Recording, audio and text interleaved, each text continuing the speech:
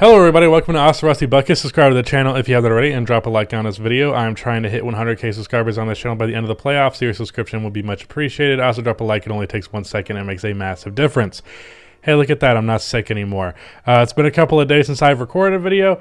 I was out of town to see the Bulls play in Chicago. I finally visited the United Center for the first time, took a photo in front of the Michael Jordan statue, all 9 yards.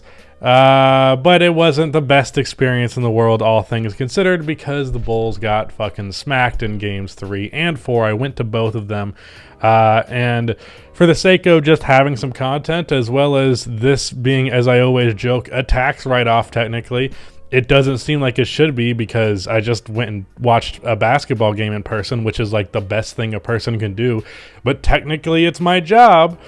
So I am able to write this off on taxes. That said, I want to talk about my experience in those games, and I'm not talking about Game 5, which is currently going on. This series is done, as we all well know, and it's currently a 24-point game with 3.5 minutes remaining in the third quarter, and Giannis has 29 points in 23 minutes, though I would not be shocked if he did not play another minute in this game. Oh, he's 10 for 11 from the field. That's good. I have a feeling the team just kind of gave up, not to mention the impact that Alex Caruso has defensively, so him going out probably resulted in just it being an absolute bloodbath. Not that the games 3 and 4 were not, you know, big blowouts too. Grayson Allen. I can't stand that motherfucker. The first thing that stands out to me about actually being in the UC for the first time was that a lot of, basically anytime Grayson Allen touched the ball, boos louder than I've ever heard. Like, it was like Knicks fans with Trae Young. To put it into perspective how deep this hatred has gone, when Grayson Allen touched the ball in shoot-around before the game, they booed him. Like, as soon as he touched the ball to practice before the game, there was boos. It's not as intense as it was during the game, obviously, but the dedication to hatred, that means that at least 1,000 people in that arena were specifically watching Grayson Allen warm up so that they could boo him whenever he took a shot. It was something. I personally got really mad at Grayson Allen at the time. Through reflection, I do still think it was a dirty play, but I don't think it was the end of the world like a lot of Bulls fans do. So I didn't hate the guy that much, but the guy absolutely put on a performance in games 3 and 4. In fact, let me go ahead and go check the box scores to see what he did in those games. So the Bucks won game 4 by 24 points. Grayson Allen off of the bench had 27 on 10 for 12 and 6 for 7 from outside. I believe he got an and 1 or 2 in there as well. And in game 3, the Bucks won by 30 points. And Grayson Allen had 22 points on 8 for 12 and 5 for 7 from 3. 2 incredibly efficient performances with high volume scoring off of the bench in less than 30 minutes. So I compared it to Trae Young with the Knicks. It was kind of like how Knicks fans would just boo Trae Young in last year's playoffs, and he would only play better. It was the same principle. It's like, I was at a certain point, I was like, guys, stop booing him, because it clearly isn't making him worse. He was, what was it, 6 for 7 and 7 for 8 in those 2 games. I want to actually total up what his... I'm curious what he's doing in this game right now, because I haven't actually checked the box score outside of Giannis. He has 10 points on 4 for 8. Okay, so less absolutely dominant, but still, Grayson Allen just fucked up the Bulls over and over again. That was a huge part of it.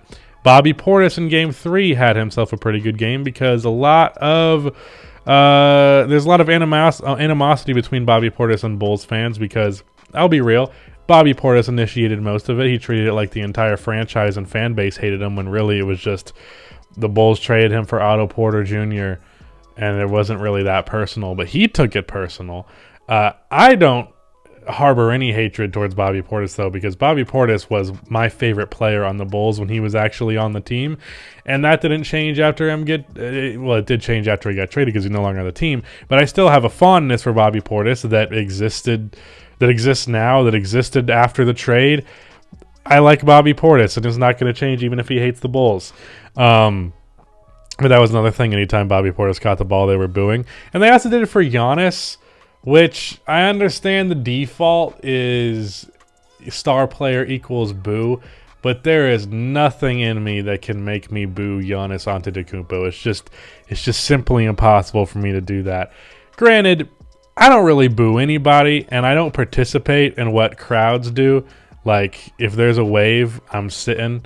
If there's a bunch of people screaming about a call, I'm just kind of sitting there. I'm not a particularly animated person, as you probably well know if you've been around this channel long enough. But yeah, the second game I went to, there was some fucking jackass yelling the entire game about everything. And I genuinely don't understand people like that. I don't know how you have the energy. I don't know how you don't get embarrassed for knowing that so many people have to listen to you talk. But anyways, moving on from Grayson Allen. That's really the main thing that stood out to me, because he cooked us, and the whole fucking stadium was pissed the fuck off. Other than that, of course, the Bulls lost both of these games pretty terribly. And this was after game 2, which the Bulls won in a pretty good fashion. Obviously, it was just a 4-point game, and there were 2 major injuries, so it probably goes Milwaukee's favor under normal circumstances. But either way, especially with the fact that the first game was really close, the Bulls made it interesting in this series at the start. And because of that, I made a video on my main channel titled "What the Fuck is Wrong with the Bucks?" basically talking about how they just kind of weren't awake in the playoffs thus far. For some reason, a lot of Bucks fans took that as me saying they were going to lose the series, or that they weren't contenders or some shit like that, and got really offended. Or they were like, you're overreacting too early, when really, I was just analyzing the games, predicting what would happen for the rest of the series, and I would do that under any other circumstances, any other team, but because I'm a Bulls fan, it was treated as though I had some bias in the situation, even though I probably couldn't have been more objective if I tried. Because I never believed my Bulls had a shot in this series, so why would I lie about that? Anyways, I did change my prediction from a 5-game series to a 6-game series.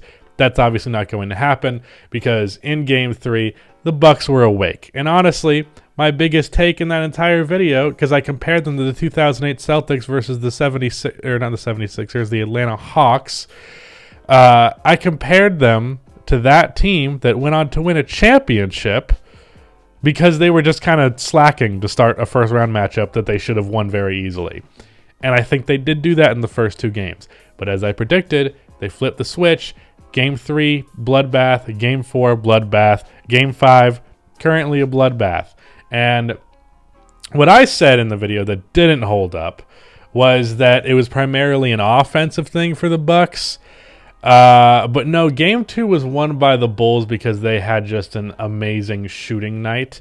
And it wasn't as obvious to me how much the Bulls were incapable of getting into the paint until Game 3. Game 3, holy shit, were the Bulls locked out of the paint. I believe they had less than 20 points in the paint. It might have been like, that might be being generous to assume it got close to 20. Like, it was very much impossible for this team to get inside, and anytime they did, they missed the fucking shot. So, it came down to, just like it did in Game 2, DeMar DeRozan mid-range shots, Nikola Vucevic threes. And they did not hit them in the way that they did in Game 2. Vucevic was 4 for 8 from outside in Game 2, and DeMar DeRozan missed like 2 mid-range shots in the entirety of Game 2. So, and he had like 44 points, so he shot the ball a lot. The jump shots didn't go in today, and it was not able to compensate, or it didn't go in that game. It didn't go in Game 4. And I presume they're not going in Game 5 right now. But it was not Game 2. Those jump shots compensated for just how good Milwaukee's interior defense was. That same composition did not exist in Game 3. And part of that was Vucevic was not the shooter that he was in Game 1. But then the big thing was that DeMar DeRozan, any pick and roll, immediate trap. No questions asked, immediate trap for DeMar DeRozan. And the simplicity of this defense also made it obvious how simple the Bulls' offense in the half court was. And this is something I've complained about before. Lonzo Ball mitigates this a little bit just from his floor spacing and playmaking. But Bulls' offense in the half court set is just too simple to me. And that became abundantly clear in this series, as anything that wasn't a DeMar Vucevic pick and roll was disgusting. So almost any play they did was a DeMar and Vucevic pick and roll, or a Zach LaVine and Vucevic pick and roll. As a result, the play was extremely predictable, and because the Bucks knew to trap DeMar off of those screens, which is especially easy because he's not a three-point threat, you can position yourself for the trap to have him basically walk into the trap, whereas you can't really back up quite like that if he's a pull-up threat from outside. And they still allowed Vucevic to shoot threes, but I think they did like a 5% better job at getting late closeouts on him. But ultimately, it didn't matter because Vucevic is an incredibly inconsistent shooter at this point in his career. Although he did hit a couple of mid-range shots to give him some credit. But DeMar trapped. It became basically a Vucevic three every time, and I don't care what kind of night he's having.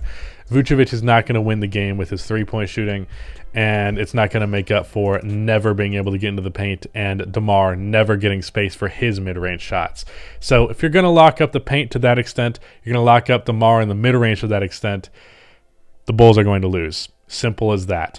I figured it would be primarily an offensive adjustment because they were doing the same thing with Giannis, where they're just like, Giannis, be big and run to the rim, and that shit is just too simple and not going to work even against the Bulls defense that didn't really have the personnel to handle him. They were able to make him not, demonstrably impactful in the first two games of the series, but that was less of a thing in game 3 and 4.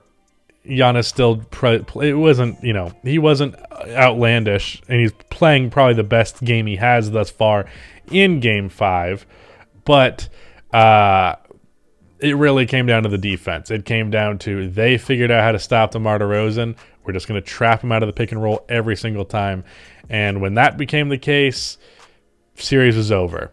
And there was really no adjustment to be made. I went into game 4 like, okay, it was very obvious what the Bucks did that caused this harm.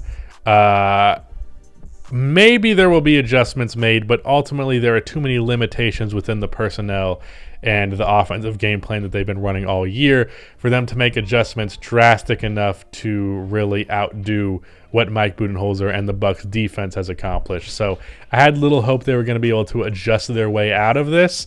Really just felt like the Bucks figured them out. And yeah, what do you know? That's exactly what happened.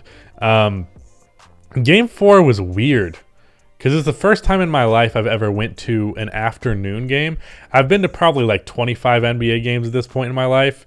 Not once has it been an afternoon game. So it was just a very jarring experience to be done with an NBA game at like 2:30 p.m. Or 3:30 or whatever. Just very odd, not something that I was used to. My camera battery just died. Lovely. Good thing I was about to end the video anyways, but yeah, the Bucks absolutely smacked the Bulls. Bucks versus Celtics is going to be an incredibly fun series. And yeah, I look forward to it. But subscribe, again, trying to hit 100K. We're 13K away now from that. And that is it. Goodbye.